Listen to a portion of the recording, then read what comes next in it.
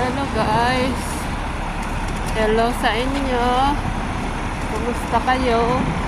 So, punta tayo ng palengke. Ay, oo nga pala. Papakita ko sa inyo yung... Hindi ko alam anong tawag dito. Basta ito, nilalagay yung sulat. Pinapasok doon. Tapos, may time na may schedule na kukunin ng postman. Yung ko, hindi ko... Ay, letterbox pala. Letterbox ng post office.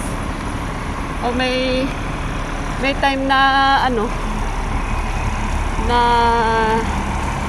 may schedule na kinukuha ng postman. Ay, maganda. Kada isang lugar meron ata yung mga ganun. Maganda nga yung ganun.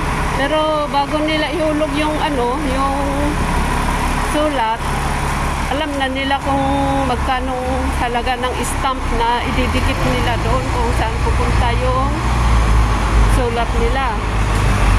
Halimbawa, pang lokal, basta alam na nila yung ididikit nilang stamp. Yun lang. Share ko lang. So, maraming tao. Maginaw pa rin po dito sa HK. Kumusta kayo?